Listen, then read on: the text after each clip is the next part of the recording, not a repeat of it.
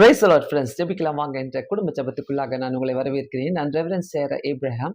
இந்த நாளுக்குரிய சிந்தனை துளிகளை நாம் சிந்தித்து விட்டு ஜெபத்துக்குள்ளாக கடந்து போகலாம்.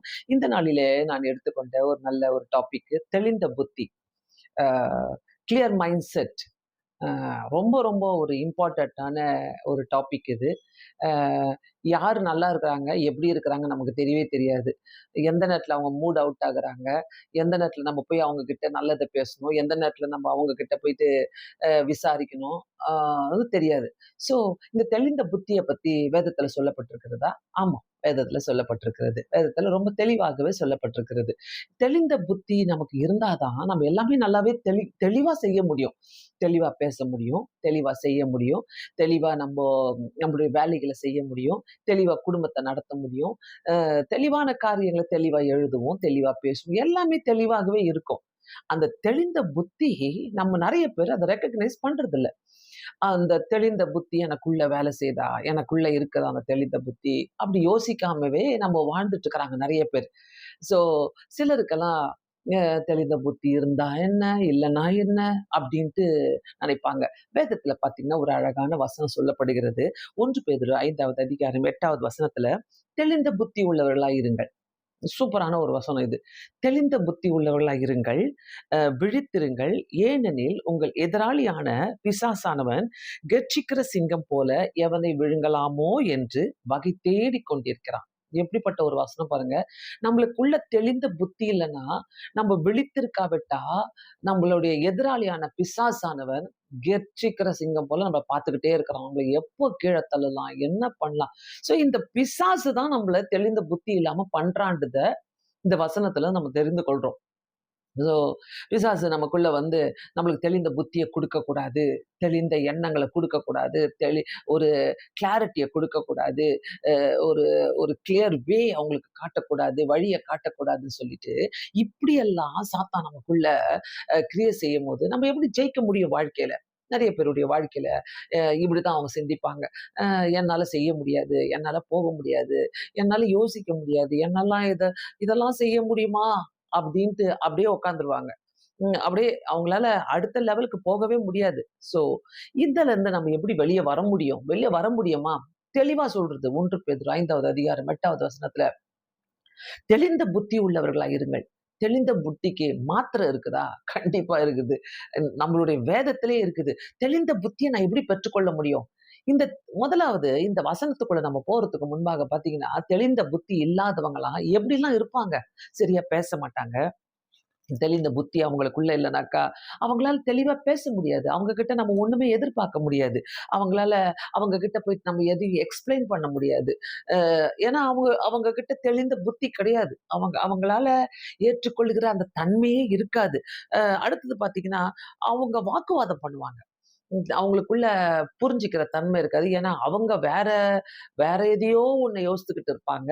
நம்ம போய் எக்ஸ்ப்ளைன் பண்ணும்போது, நம்ம போய் அவங்க கிட்ட பேசும்போது, வாக்குவாதத்துல போய் முடியும் சில காரியங்கள். அடுத்தது பார்த்தீங்கன்னா, கோபம் பயங்கரமா எழும்பும் தெளிந்த புத்தி இல்லனாக்கா. நல்லா தெரிஞ்சுக்கங்க, ஏன் வேதத்துல இத பத்தி சொல்லியிருக்குது. தெளிந்த புத்தி உள்ளவர்களா இருங்கள். ஸோ, கோபத்துல பயங்கரமா கோபப்படுவாங்க. சோகமா இருப்பாங்க. அ ஒரு அவங்களுக்குள்ள ஒரு வெறுப்பான காரியங்கள் நடந்து கொண்டே யோசித்துக்கிட்டே இருப்பாங்க. ஏதோ வெறுப்பிலேயே இருப்பாங்க, கசப்புலயே இருப்பாங்க. அப்படிதான் இருப்பாங்க. அ அ அவங்க கிட்ட பேசும்போது சம்டைம்ஸ் சண்டை ஏற்படும். சண்டை கூட வரலாம். ஸோ இவங்க ஏன் நான் நல்லா தானே பேசினேன். நான் நல்லா தானே எக்ஸ்ப்ளைன் பண்றேன். அ என்ன ஆச்சு? அவங்களுக்குள்ள தெளிந்த புத்தி இல்லாம இருக்கலாம். ஒருவேள நான் அது மாதிரி இருக்கிறேன்னாக்கா, எனக்குள்ள தெளிந்த புத்தி இல்லாம இருக்கலாம்.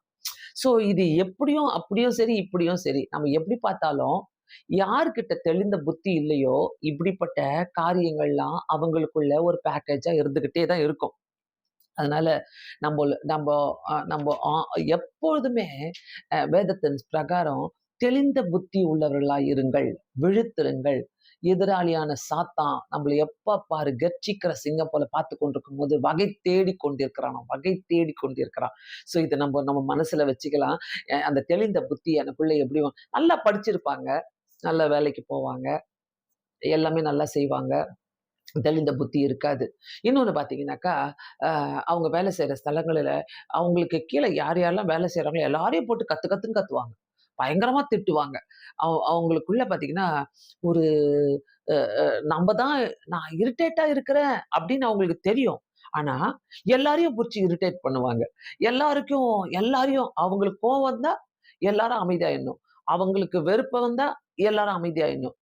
அந்த மாரி அவங்களுக்குள்ள இருக்கிற பிசாசு அவங்கள ஆட்டி படைத்துட்டு இருக்கும். வீட்ல கூட நடக்கும் இது. நெறைய நேரங்களில. வீட்டுக்குள்ள பார்த்தீங்கன்னாக்கா, எரிச்சலின் ஆவி, கோபத்தின் ஆவி, அ இதெல்லாம் ஏன் வருது? இதெல்லாம் ஏன் ஒரு அண்டர்ஸ்டாண்டிங் இல்லாத தன்மை இதெல்லாம். ஒரு தெளிந்த புத்தி கிடையாது.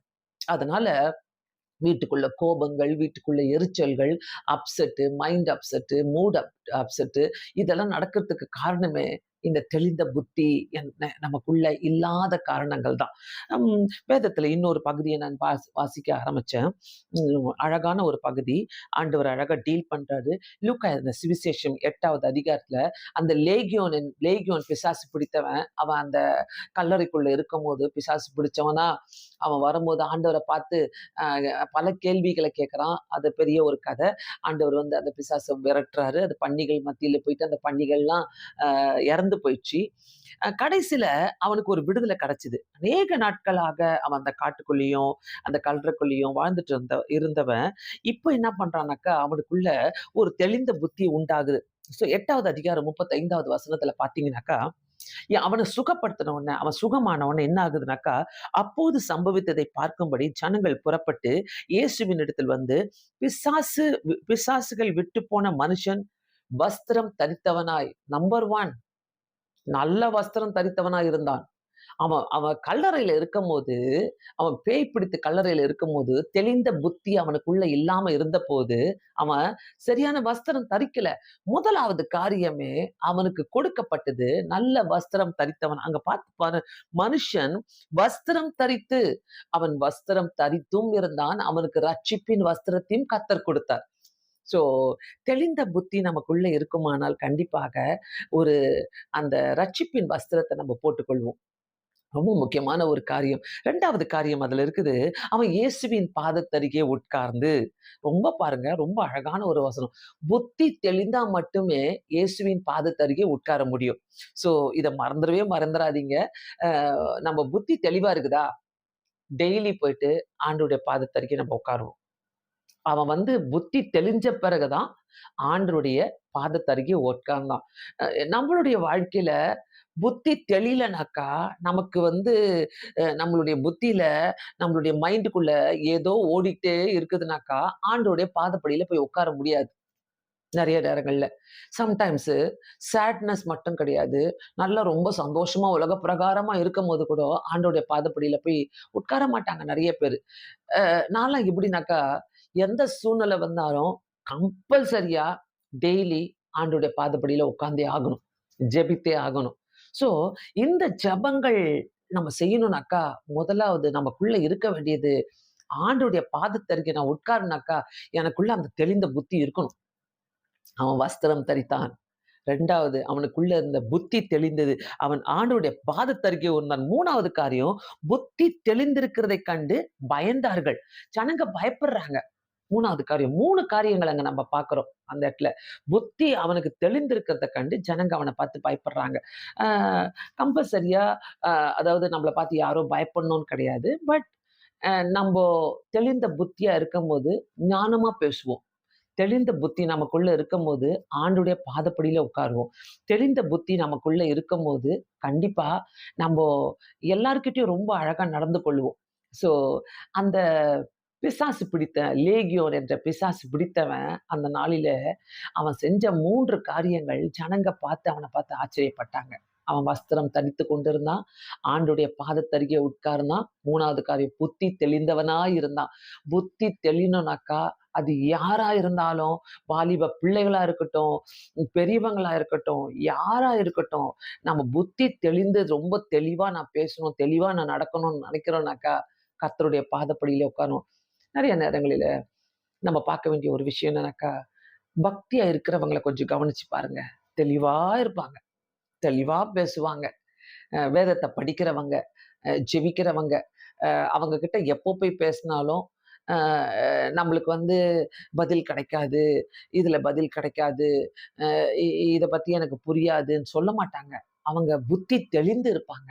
அவங்களுக்கு தெரியும். ஆண்டவருடைய சித்தத்தின் பிரகாரம் நம்மோடு கூட பேச ஆரம்பிப்பாங்க. ஸோ புத்தி புத்தி தெளிகிறதுனால, நாம் ஆண்டவருடைய பாதத்தருகே உட்கார்றதுனால, நமக்கு எத்தன பெரிய பலன்கள் நமக்கு இருக்கிறது. உங்களுடைய ஆஃபீஸ் வேலையில கஷ்டங்கள் இருக்கலாம், குடும்பத்தில போராட்டங்கள் இருக்கலாம், வாழ்க்கையில போராட்டங்கள் இருக்கலாம், பர்சனல் லைஃப்ல நீங்க எந்தெந்த காரியத்தோடோ, எந்தெந்த பாவங்களோடோ நீங்க போராட்டிட்டு இருக்கலாம். ஆனா ஒரே சொல்யூஷன் ஆண்டவருடைய பாதத்தருகே. ஆண்டவருடைய பாதத்தருகே உட்கார்றவங்க டெஃபினட்டா 100க்கு 100 புத்தி தெளிவுள்ளவர்களா இருப்பாங்க. அவங்கள சாத்தான் வந்து கெர்ச்சிக்கிற சிங்கம் போல நம்மள பார்த்துக் கொண்டிருக்கும்போது, ஆண்டவருடைய பாதத்தருகே தான் உட்காரும்போது, கண்டிப்பா அந்த ஒரு புத்தி தெளிவ கர்த்தர் நமக்கு குடுப்பாரு. ஸோ புத்தி தெளிந்தா மட்டுமே நம்ம போயிட்டு ஆண்டவருடைய பாதத்தருகே உட்கார முடியும். ஆண்டவருடைய பாதத்தருகே உட்கார்ந்தா புத்தி தெளியும். புத்தி தெளிந்து இருந்தா தான் நம்ம ஆண்டவருடைய பாதத்தருகே போவோம். அதுவும் இருக்குது. ஸோ என்னால ஜெபிக்க முடியல. நெறைய பேர் சொல்லுவாங்க, ஜெபிக்கவே முடியல. என்ன பண்றதுன்னே தெரியல பாஸ்டர். ஒரு மாதிரி ரொம்ப ஜெபிக்க முடியாம நான் இருக்கிறேன்." இந்த கதைலாம் நான் கேட்கும்போது, அப்பவே புரிஞ்சுப்பேன். ஒரு ஆண்டவருடைய பாதத்தருகே உட்காருறதில்ல கிடையாது இவங்க. இவங்களுக்கு புத்தி தெளிவே கிடையாது போல. ஏதோ ஒரு கூட்டத்துல போய் கலந்துக்க வேண்டியது. என்ன, நெறைய பேர் நான் பார்க்கிறேன். அப்படியே ஓடுவாங்க. கூட்டமா ஓடுவாங்க. அந்த பாஸ்டர் நடத்துறாரு, இவரு நடத்துறாரு. அங்க அவரு கை வச்சா சரியாயிடும். இவரு கை வச்சா சரியாயிடும். அந்த கூட்டத்துக்கு போனா சரியாயிடும். அவரு அவர்கிட்ட போய் ஒரு கவர் குடுத்துட்டு வந்துட்டா, நம்ம வியாதி பிரச்சனை நீங்கி போயிடும். அவரு பேசினான்னு நல்லா பண்ணும். மங்கள வார்த்தையெல்லாம் பேசினா நல்லா போயிடும்னு சொல்லுவாங்களே, கிடையவே கிடையாது. உங்க விசுவாசம் தான் உங்கள ரட்சிக்கும். ஸோ நம்ம வந்து எல்லாரையும் தேடிக்கிட்டு ஓடுறதுக்கு பதிலா, ஆண்டவருடைய பாதப்படியில உட்காருங்களேன். அவன் பாருங்க, அவனுக்கு யார் யாரோ என்னென்னமோ பண்ணி பார்த்தாங்க, அந்த லேகியோனுக்கு. அவன போட்டாங்க. "நீ போடா, நீ அங்க போய் கட. நீ ஊர்ல இருந்தீனாக்கா எங்களுக்கு கெடுதி நடக்கும். நீ போய் கட அங்கன்னு" சொல்லிட்டு அவன அனுப்பி வச்சுட்ட பிறகு, அந்த அந்த வழியா தான் இயேசு வந்தாராம். அந்த வழியா இயேசு வந்தாரு. அவர பார்க்குறான். அவனுக்கு புத்தி தெளிவாகுது. ஆண்டவருடைய பாதத்தருகே அவன் செலக்ட் பண்ணி அங்கேயே உட்கார்ந்துடுறான். ஆண்டவருடைய பாதத்தருகே உட்கார்ந்துடுறான் அவன். அது புத்தி தெளிவா இருக்குது அவனுக்கு. அந்த ஊர்லலாம் அவன பார்த்து ஆச்சரியப்படுறாங்க. ஸோ அ உங்களுக்கு கஷ்டம் வருதா? ஆண்டவருடைய பாதத்தருகே போய் உட்காருங்க. உங்களுக்கு நஷ்டம் வருதா? ஆண்டவருடைய பாதத்தருகே போய் உட்காருங்க. உங்களுக்கு கவலையா இருக்குதா? ஆண்டவருடைய பாதத்தருகே போய் உட்காருங்க. உங்களுக்கு கண்ணீரா இருக்குதா? ஆண்டவருடைய பாதத்தருகே போய் உட்காருங்க. வியாதியா இருக்குதா? ஆண்டவருடைய பாதத்தருகே போய் உட்காருங்க. உங்க வீட்ல சமாதானம் இல்லையா? ஆண்டவருடைய பாதப்படியில உட்காருங்க. அநேக காரியங்களுக்கு ஒரு விடுதல ஆண்டவருடைய பாதத்தருகே. ஆண்டவருடைய பாதத்தருகே. சூப்பரான ஒரு வார்த்தை இது. ஆண்டவருடைய பாதத்தருகே நீங்க செலக்ட் பண்றீங்கனாக்கா, நீங்க you don't have to run here and there. எங்கேயோ இங்க, அங்க ஓடி போயிட்டு, ஐயோ! இது கிடைக்குமா? அது கிடைக்குமா? அந்த அந்த இடத்துக்கு போலாமா? இது எதுவுமே தேவையில்லங்க. நீங்க உங்கள உற்சாகப்படுத்திக்கிட்டே இருக்கலாம். ஏன்னா, ஆண்டவருடைய பாதப்படி ஆவியானவரு நமக்கு எல்லாவற்றையும் சொல்லிக் கொடுக்க வல்லவரா இருக்கிறார். அடுத்தது பார்த்தீங்கன்னா, எனக்கு ரொம்ப ஒரு புடிச்சமான ஒரு வசனம் வந்து, லூக்கா 10வது அதிகாரம் 42வது வசனத்தில பார்த்தீங்கன்னா, 42வது வசனத்தில ஆண்டவர் சொல்றாரு, மார்த்தாருக்கும், மரியாளுக்கும் அங்க ஒரு குட்டி கான்வர்சேஷன் வரப்போது. ஆண்டவர்ட்ட மார்த்தா போய் சொல்றா, என் சிஸ்டர் வந்து ஒரு வேலை கூட செய்ய மாட்றா. நீங்க சொல்ல மாட்டீங்களா ஆண்டவரே? நான் ரொம்ப கவலையா இருக்கிறேன். நான் எல்லா வேலையும் செஞ்சுட்டு இருக்கிறேன்னு சொல்லிட்டு, அவ கவலையெல்லாம் ஆண்டவர்ட்ட போய் சொல்லும்போது, ஆண்டவர் ஒண்ணே ஒண்ணு சொல்றாரு 42வது வசனத்தில, தேவையானது ஒன்றே, மரியாள் தன்னை விட்டு எடுபடாத நல்ல பங்கை தெரிந்து கொண்டார். பிரியமானவர்களே, நல்ல பங்கு, த பெஸ்ட் ஒன். நல்ல பங்கு நமக்கு வேணும்னாக்கா, ஆண்டவருடைய பாதப்படியே உட்காருங்க. ஆண்டவருடைய பாதப்படியில நீங்க உட்கார்றீங்கனாக்கா, எல்லா விஷயத்திலுமே கர்த்தர் ஒரு தெளிவான காரியத்த நமக்கு வழிநடத்தி கொண்டு போக வல்லவரா இருக்கிறார். சிலரெல்லாம் நான் பார்ப்பேன். எப்படி இருப்பாங்கனாக்கா, இப்போ ஒண்ணு பேசுறாங்கனாக்கா, உடனே ஓடுவாங்க, அத முடிப்பாங்க. அத அப்படியே அதுக்கப்புறம் என்ன நடக்க போது, என்ன கான்சிக்வென்ஸஸ் ஆகப்போதுன்னே தெரியாது. அத போடுவாங்க, ஓடுவாங்க, அத செய்வாங்க, இம்மீடியட்டா முடிக்கணும்னு பார்ப்பாங்க.